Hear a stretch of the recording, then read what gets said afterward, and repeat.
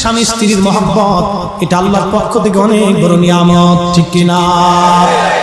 শয়তান কিন্তু চাবে স্বামী স্ত্রীর ভিতরে ঝগড়া বেঁধে যাক। কিয়ামতের 72টা আলামত আছে, তার ভিতরে একটা আলামত হলো কিয়ামতের পূর্বক্ষণে তালাকের সংখ্যা বেড়ে যাবে। বর্তমানে আপনি আদালতে যান, কোর্টে যান, খালি যায় দেখবেন স্বামী স্ত্রী সারাসারি তালাক, সারাসারি, খালি সারাসারির মামলা, তালাকের মামলা, সারাসারির মামলা, তালাকের মামলা।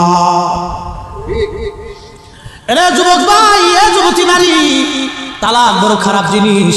এই তালাকের কারণে আল্লাহর খোদার গজব নাজিল হয়। নবী বলছেন কিয়ামতের আলামত তালাকের সংখ্যা বেড়ে যাবে।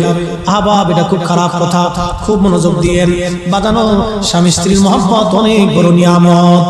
আল্লাহর নবী বলেন, ও সাহাবীরা, আমি জাহান্নামে শুধু নারী আর নারী দেখলাম। সাহাবীরা বলেন, হুজুর কোন কারণে এত নারী জাহান্নামে সংখ্যা বাড়লো, একটু বলবেন কি? আল্লাহর নবী ডাক দিয়ে বলেন, সাহাবীরা, জাহান্নামে নারীর জন্য কুফরি করার কারণে নারীরা জাহান্নামে গেছে। বলে, হুজুর তারা কি আল্লাহর সঙ্গে কুফরি করেছে? বলে না।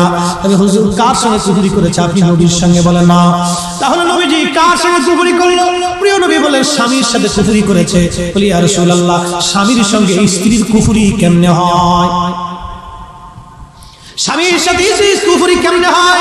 নবীজি বললেন, সাহাবীরা রে, তুমি তোমার স্ত্রীর সঙ্গে সারা জীবন সুন্দর আচরণ করেছো, তার দুঃখে দুঃখী হয়েছো, তার চাওয়া পাওয়া তুমি পূরণ করেছো, তার জীবনের আশা আকাঙ্ক্ষা তুমি পূরণ করেছো।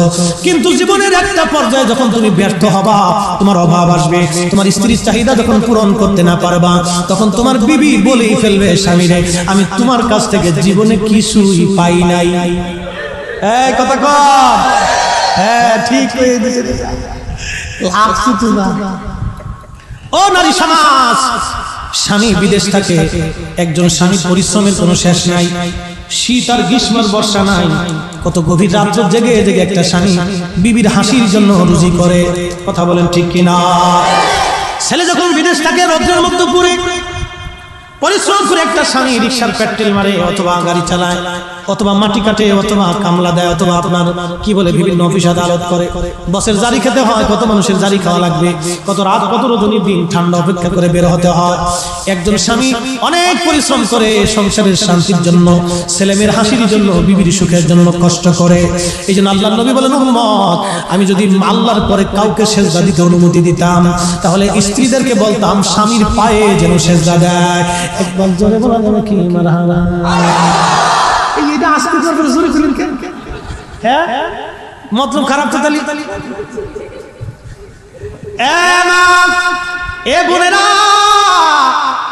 এই জন্য বলে যাই, তবে হ্যাঁ, আপনাদেরকেও বলে যাই, স্ত্রীকে কষ্ট দেওয়াটা, স্ত্রীর কাজে সাহায্য করাটা, এটা আমার নবীর তরিকা।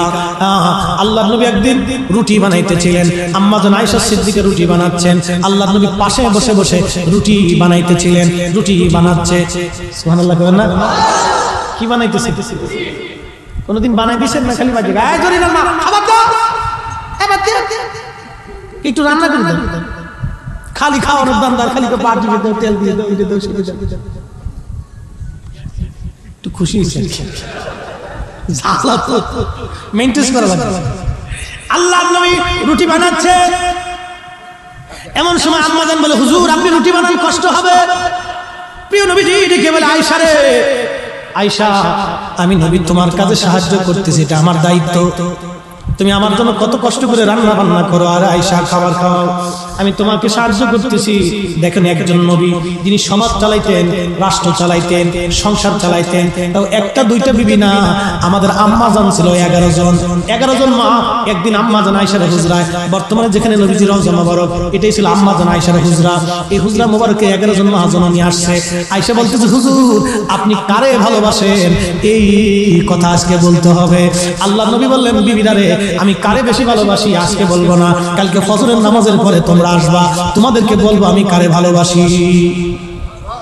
নবীর বিবি 11 জন, 11 জনের সমান তালে খুশি রাখছে, আর আমরা একটা বউ তালে রাখতে পারি না, খালি করে হুজুর ওয়াজ করে দিয়ে যান না, খালি হুজুর করে ওয়াজ করেন, কারণটা কি? মতলব খারাপ।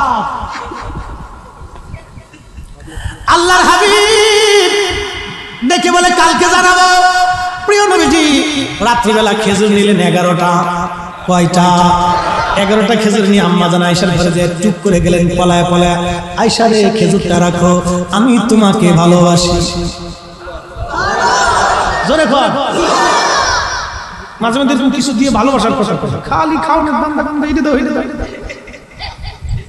বউ চার আগে দিত, হ্যাঁ এটা হলো মাসালা। বিবি চার আগে দিত। আপনার প্রয়োজন তো বুঝতে হবে কি চা, সে কি চাই তো চাওয়ার আগে দিয়ে দিবি, খুশি থাকি। দেখবেন যে ওরে সর্বনাশ, একবারে বিদ্যুৎ থেকে আপনার খেদমত চালা। আর একটু সোনা দানা বেশি দিয়ে লাগে, আবার সোনার পর হ্যাঁ স্বর্ণের পর মাঝে মধ্যে একটু বানাই দেন ছোটখাটো দিয়ে। প্রথম বোধ হয় যে কি জন্য আসে একটা সিটি গোল্ড নাকি, ওইগুলো আইনে দেবেন যে এই সোনা। 2-4-6 মাস মিশে করতে কোনো সমস্যা নেই, এই যে সোনাগুলো চালাইছে যা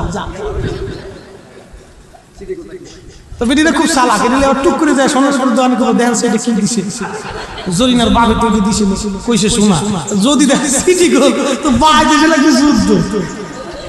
এই যুদ্ধে যদি মেশিন গান থাকতো তাহলে গোলাগুলি চলতো ডুম ডুম ডুম ডুম।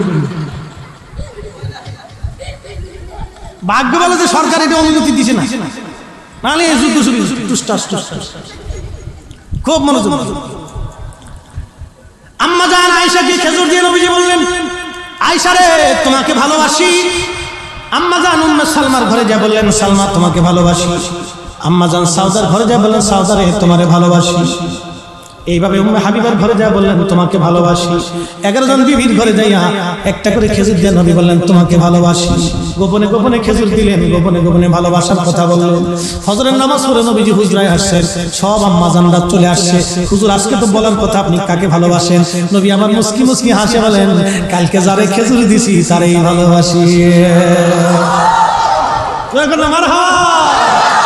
তুমি মোদের আশার আলো, তাই তো তোমায় বাসি ভালো। তুমি মোদের আশার আলো, তাই তো তোমায় বাসি ভালো। হৃদয় নামের ফুলদানিতে, হৃদয় নামের ফুলদানিতে গেঁথে রেখেছি প্রেমের মালা। ইয়া রাসূলুল্লাহ ইয়া হাবিবাল্লাহ, ইয়া রাসূলুল্লাহ ইয়া হাবিবাল্লাহ। আমাদের অভ্যাস হলো খালি ভাবিরে যা পাম মারি, মিছে কথা কই নাকি, খালি পরের বউরে যা পাম মারি। তো ভাবি কাপড়টা খুব সুন্দর লাগছে, এ পাম মেরে দিছি, কে ভাবিরে পাম দেন, এই মতলব খারাপ করে। নিজের বিবিকে যা বলেন, বিবি রে খুব সুন্দর, দেখবেন খুশি। এটা হলো সুন্নত। তা না দিয়ে পাশের বাড়ির ভাবির দেখে, ভাবি কাপড়টা কিনা দিছে, খুব ভালো লাগতেছে ভাবি, খালি পান মারতেছে। এগুলি না, এগুলি বেশরীয় কাজ। নারীদেরকে বলবো এগুলির পাত্তা দিবেন না, লাঠির উপরে দূরের উপরে এগুলি বেশরীয় কাজ। নিজের বিবিকে কিছু চাওয়ার আগে তার পাওয়া পূরণ করতে হয়, এটা হলো সুন্নত। যদি তার কিছু চাওয়ার আগে তার পাওয়াটা পূরণ করেন, সে সারা জীবন আপনাকে ভালোবাসবে। মনে রাখবেন, আপনার বিবি আপনার অর্ধাঙ্গী, আপনার একটা হাত, আপনার দেহের অংশ। আপনি অসুস্থ হলে অন্যের বউ এসে আপনার সেবা করবে না, আপনার বিবি আপনার সেবা করবে। কথা বলেন না কেন? সে আপনার ভালোবাসার অংশীদার, সে আপনার সম্পদের অংশীদার, সে আপনার দেহের অংশীদার। অতএব তাকেই ভালোবাসেন, তাকেই মহব্বত করেন, তাকেই কিছু দেন, তার প্রশংসা করেন, তার সুখে সুখী থাকেন, তার দুঃখে দুঃখী থাকেন। আশা করি বেডিরা আমার উপর আর খেপে নাই। আসেন, আর ওয়াজ নাই, বিরাট ওয়াজ আজকে হইছে। কত ওয়াজ! ইউটিউবে খালি নামটা সার্চ দিবেন, মুফতি জহিরুল ইসলাম ফরিদী সাহেব লেখা, ইউটিউবে ঢুকে সার্চ